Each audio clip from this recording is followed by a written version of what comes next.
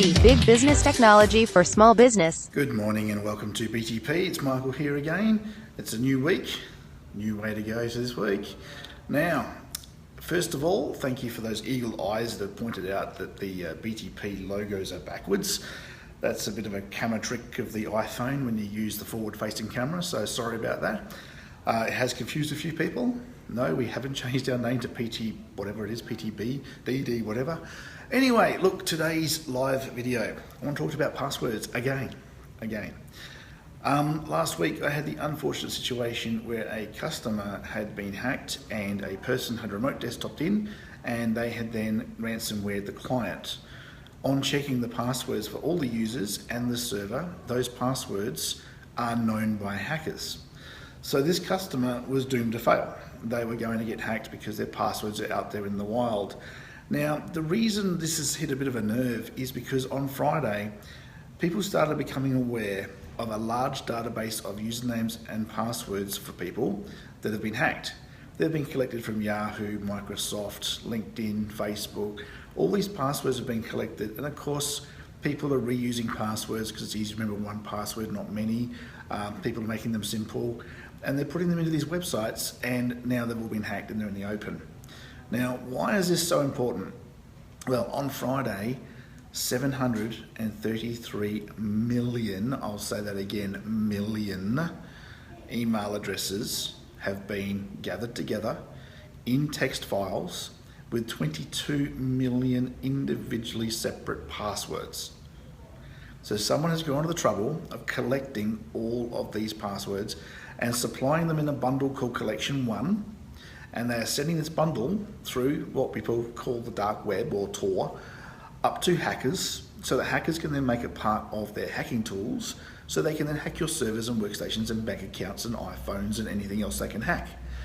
So basically, there's passwords out there.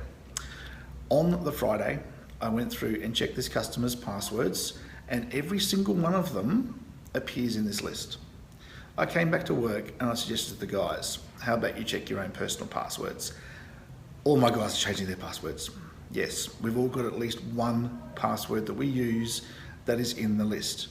So this list is huge and it contains a lot of passwords that us techie guys thought were quite difficult to guess. How can you find out if your password has been guessed? Now again, because the pictures are all backwards, I've had to reverse this, so I hope you can read it. All right, go to this website. Basically, it's a play on words. Have I been owned? In other words, does somebody own my computer besides me? So have I been pwned.com. Go to this website and put in your email address. If your email address comes up, then yes, people know about you. They've stolen your password from Adobe or Yahoo or LinkedIn or Facebook or any of the others out there. There's another little tab up the very top called password. Click on that and put in what your passwords have been and see if, not linked necessarily to your email address, but if your passwords are out there.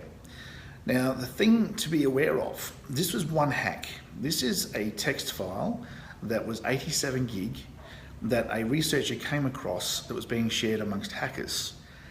What you won't hear in the media, all right, this is bad enough, this is 733 million, but what you will not hear in the media is the fact that when he logged onto that website to download and look at this text file, there were others. So each one of those was a folder. Each folder contained passwords.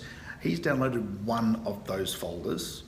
That was 87 odd gig, 733 million emails. The others on there, some of them are 102 gigabytes. So Collection 1, the name of this password stealing outbreak, is one of many yet to come. Your password is probably still out there in one of these other text files.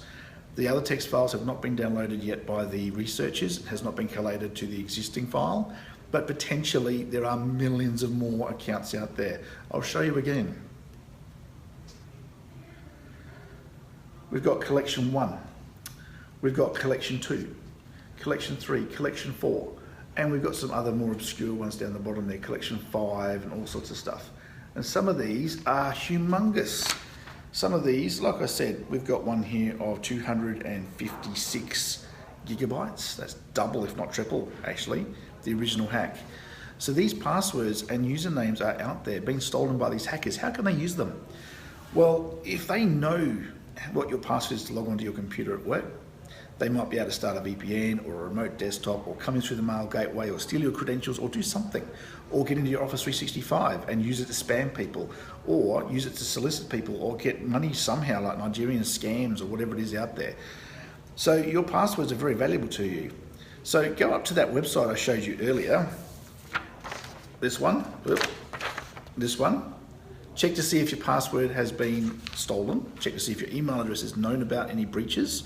If it highlights any breaches, like with Adobe, go up to Adobe and change your password. If it highlights LinkedIn, go up to LinkedIn and change your password. What makes a good password? How can you be protected? Well, first of all, stop using stuff in the dictionary. Don't use words in the dictionary. Don't even use two words and put them together. Don't do that. Use a word that you've made up.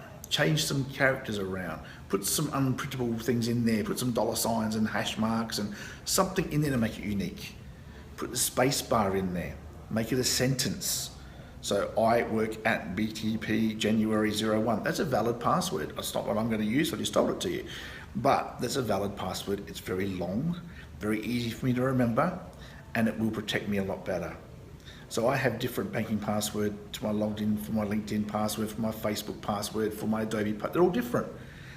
I had somebody last week say to me, haha, I'm very smart. I got this password thing licked. I use the same password for everything. Oh boy, when your banking account gets done, don't call me. Because something simple, like a forum page that you've logged onto, you've used your password, could lead to your banking password then getting stolen. So please, people, unique passwords, make them difficult to guess. Passwords can be guessed over time. There are some very serious computing power machines out there that can crack your passwords. So change them regularly. Don't reuse them. Make them very, very different to each other. Don't disclose them to anybody. Don't put them on post-it notes. And just remember, anything you put out on the internet could get hacked. So Office 365, LinkedIn, all that sort of stuff can get hacked. And then of course people have got your details. So last Friday, big leak. I'm sure there's many more to come. I'm sure that most of us are going to be very embarrassed about what's been caught up in this. Very difficult to guess passwords will be in this list. People haven't hacked these passwords, they've obtained the passwords. So they haven't had to guess them, they've just simply copied them. So they haven't had to use very much smarts except for the actual getting to these services in the first place. So there's some very difficult passwords out there to guess that will be in this list. So people, please change your passwords, make them difficult to guess, okay?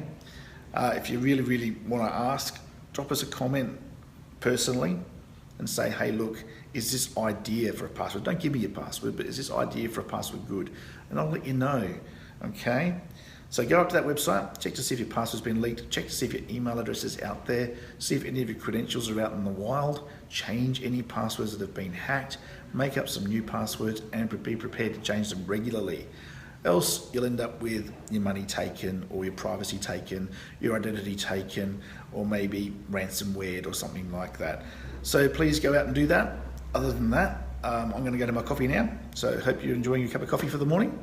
And I'll catch you probably tomorrow or the day after. Have a good one.